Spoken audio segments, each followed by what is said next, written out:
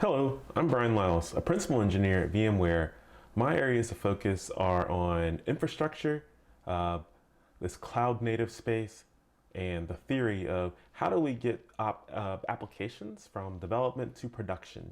And then now I'm focusing on the same kind of ideas, but for the telco world. How do we make telephone companies better? But today, what I'm going to do is share this little talk with you. And what we're going to do is we're going to talk about Kubernetes. And this is an interesting topic. Why do we want to talk about Kubernetes at a Cloud Foundry conference? So before we get started, I just want to say that in 2020, things are different. I'm giving talks at my desk, sitting down in front of a green screen. And I just want to let everyone know that just because we can't be together does not mean that we can't innovate anymore. And I just want to come out to talk to all these communities, to share all these great things, to hope that I can inspire others to go out there and do the hard work to move us forward. It's a vicious cycle. And even though we can't be together, we can still grow and learn from one another. But back to my talk here. So Kubernetes is a platform for building platforms. This is a statement. I did not invent it. It could have been Joe Beda, one of the creators of Kubernetes, or it could have been Kelsey Hightower. But since neither of them are here right now, I'm going to say I invented it, and these are my words. And what does this actually mean? Well, with Kubernetes, what we can actually do is we're not really targeting Kubernetes for our applications. We're using Kubernetes as this platform which we can create greater things to make it easier for people to deploy applications. You know, things like Cloud Foundry. And what do we want in a platform? Well, the first thing we might want is service discovery. I have things deployed and I want to be able to find them. And I won't want to really manage this myself. I want to be able to say, hey, workload, you're called workload application. I want others to be able to find you by the name application. And Kubernetes provides that. The next thing is I want a declarative API. We're in 2020 now, and the days of imperative APIs, they're not gone. They'll never go away, but the imperative world is not as great as the benefits that the declarative world can give you. I want to actually just say, what is my environment?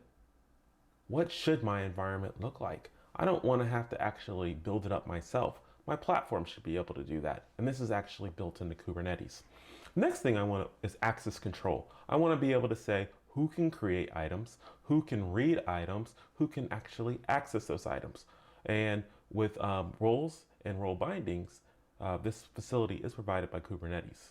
The next item here is secret and configuration management. There's data that may or may not be secret that I want to maintain in the process of running my application. Our platform should be able to manage that. And then there's these last two items, workload placement and self-healing. Well, I don't really, if I'm running a cluster of Kubernetes or any platform, I just want to say that I have a workload. It takes X amount of gigabytes of memory. It needs this kind of networking. It needs this many CPUs. It needs this kind of disk. I want my platform to be able to provide that. And when it can't, I want it to be able to tell me that it can't. And then the final thing here is self-healing.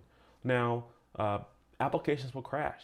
You know, we all like to think of ourselves as great writers of applications, but guess what? Either they're going to run out of memory, or they're going to get a weird input, or they're just going to fail in some ways. That's actually great. So when they do fail, I want my platform to restart the application if it can. And even better yet, if my application uses too much of a resource, I want the platform to expand that resource. I'm actually using on my CPU, I should be able to expand the CPU. So that's what I'm looking for in Kubernetes or any platform. So I just wanted to start here with thinking about not the Kubernetes, the application, you know, the API server, the controller manager, the kubelet, but let me talk about the goals of the Kubernetes project. And this will actually put this will actually put it into context. If we think about what Kubernetes provides as these 6 items, then it is easier to understand where Kubernetes is going and why Cloud Foundry is a good match for it. So the first thing is that Kubernetes is portable. It runs on ARM. It runs on x86. It runs on my desktop. It runs on my Raspberry Pis. It runs on my vSphere cluster I have in my basement. Kubernetes should be able to run anywhere. I've actually seen demos of it running in cars. I read an article the other day that it ran in a U2. Kubernetes is portable. Also, Kubernetes is general purpose. Now, Kubernetes is a system for running workloads across a cluster of servers in a distributed fashion, yes, but that's the only problem that we're solving with Kubernetes. Now, these specific things of what your application does shouldn't matter. Kubernetes should be able to just handle that. It's a general purpose platform. Next thing here is that we want to meet users part way. Now, what does that mean? We want to actually reach in and give users good semantics, good resources, things that they are comfortable with to be able to describe their application. A good example of this would be the way that Kubernetes describes pods. You get to say what you want in a pod, what image, and you get to say other things around it, the security, how much CPU it should use, how we know it's up. We want to meet users and give them we want to give them access to the information that they want to provide to the system. They should not have to define everything. But we also want it to be extensible. And really, this is actually probably one of the best parts about Kubernetes. What's in the core is in the core. So we have pods and services and ingress and RBAC and webhooks, and that's great. We need all these things to be able to run our system. But there's things that we don't want inside of Kubernetes. So a good example would be this concept of operators. How can I describe what a human operator would do in an automated way? I want to be able to extend Kubernetes to know something about a Postgres cluster. And I don't want the core of Kubernetes to know about that. Kubernetes provides that today. And the next item is just really a gimme here. We want to be able to automate. When we throw humans in the mix, things are never going to happen the same way. That's just, how quirky us humans are. We need us, but we are not very rigid and very regimented. So we want to be able to automate. And with Kubernetes, there's multiple ways. We can pretty much automate the building of clusters. We can automate the management of workloads inside of clusters. And finally here, we want to be continuously advancing the state of the art. What is in 2020 will not be state of the art in 2022 or even 2021. We want the project to be able to grow along with what the community and the companies who are in the ecosystem want. So why Kubernetes? Well, I'm going to throw out a couple facts here. In 2019, 85% of the CNCF survey are running containers in production. That's a pretty striking fact. Most companies who replied to the survey, at least, are running Kubernetes or containers in production. We need a system that can help manage those containers. Over 50% of the respondents to this survey are running over 250 containers in production. Now, that's an interesting bit. It could be 250, or it could be 250, or it could be 2,500 or even more. We want a platform that can actually handle that scale. So that's why we want Kubernetes. The next item here, I just missed one, is another reason for why Kubernetes is this. When you're thinking about moving to Kubernetes, you're not alone. Wherever you're going to be running, there is going to be a Kubernetes for you now. Now, if you're running in a public cloud, Amazon, Microsoft, and Google, they have an answer for you. I work for VMware. Our flagship products are supporting Kubernetes. I know IBM is doing this and Oracle is doing this. And then there's upstarts like Rancher who are providing Kubernetes distributions that run on Raspberry Pis. Wherever you want to be right now, there's going to be a Kubernetes for you. So, why is Kubernetes interesting to the Cloud Foundry community? Well, that's actually, this might be a kind of a tenuous subject, but let me just throw in some opinions here. And notice these are only opinions. I come at this talk as a person who understands the Kubernetes community and understands where I think Cloud Foundry is trying to go. I do not come at this as a Cloud Foundry expert. Now, the first item here is Kubernetes gives Cloud Foundry the chance to stand on the shoulders of giants. Now, what does that mean? Well, really what it means is that there is problems that have been solved in computing. And why does Cloud Foundry need to solve those?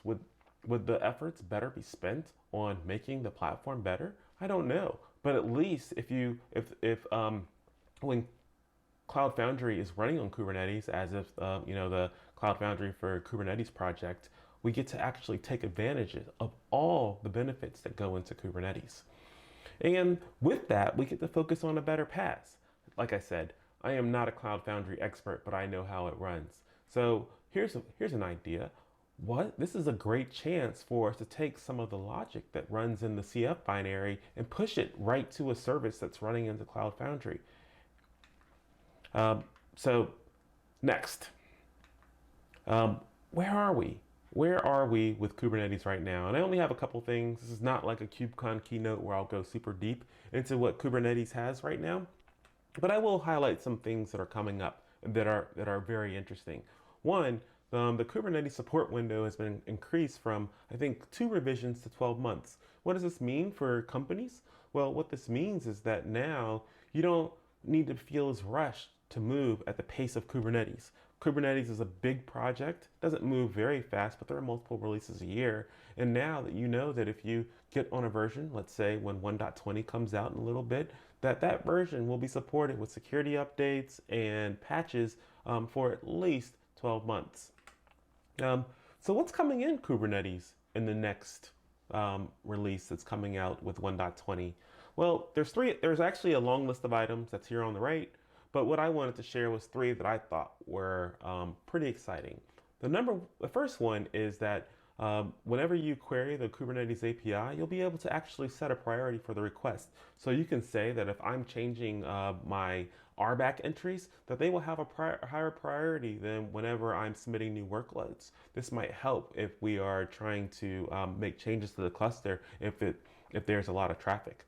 Another item here is more control over scheduling. I'm running in the cloud. Clouds have regions and they have availability zones. I would like to have more control over what runs where. And then my favorite new thing is this command kubectl alpha debug. And what this does is it means that we don't have to compile shells into our containers anymore. We can just attack one on whenever we need to at runtime. So I can have a Bourne shell or whatever kind of shell, and I don't need to actually have a shell to maybe debug my containers in production. So what's interesting right now in Kubernetes? And once again, there's not a lot of time, so I'm going to go through this pretty quickly. So the first thing I want to bring up is this concept of hierarchical namespaces. And what this means is that right now we have 3 namespaces with 3 workloads in it. If service 1 wants to introduce or team A wants to introduce a new service, we can create a service 2-team A, but we can't apply a policy to all of them. With hierarchical namespaces, what we can now do is we can create a team A namespace and nest service 1 team A inside of there. The neat part about this is that we can put policies at the team A layer, and you don't need to assign cluster permissions or cluster level permissions, so you can create namespaces, which means teams can actually have more flexibility to do what they need. The next item that we have is Cluster API. And this is not a new project, but I like to highlight it as one of the wins of Kubernetes. What Cluster API allows you to do is inside of a Kubernetes cluster, let's say a management cluster, you can define another cluster. If you're running on vSphere or in Google Cloud, what you can do is define another cluster inside of your cluster. So you can create these concept of guest clusters. And these guest clusters can run their own workloads, which means that we can actually describe our whole infrastructure with code. And this final project, this new KubeEdge project, I think they just had version 1.4, is a system for controlling edge deployments with Kubernetes. This is pretty exciting stuff. So, where is Kubernetes going? Well, there's a couple of things here. One of the big things, we're focusing on the extensions. CRDs are the way of the future. We are not going to put a lot of things in core, and we're going to let the ecosystem decide what the best patterns are. This is a great way to go. The next thing we're going to do is think about conformance. Kubernetes is getting bigger, and what can be considered Kubernetes is changing every single day. So let's have a better conformance suite where we can actually say what is and what is not Kubernetes. And the next thing is that documentation. Writing things down earlier, getting more people involved earlier when we're designing new features for Kubernetes. This is super important. So coming to the end of this section, at least, what's the last thing that we needed to do? Kubernetes is a huge organization run across a lot of companies.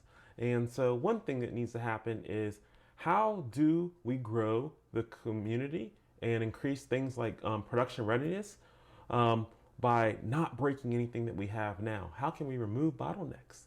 How can we make the tool better without increasing its complexity? So that brings us to the end. And really, I just want to leave with a couple of items here. So Kubernetes is not the goal, it's part of the journey. It's a platform for creating.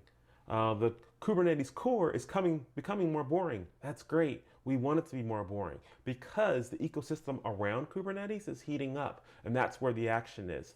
So before, whenever I was showing you KubeEdge and hierarchical namespaces and cluster API, none of that's in the core. You don't need it in the core. It's the Kubernetes ecosystem which is heating up, and that's where we should be.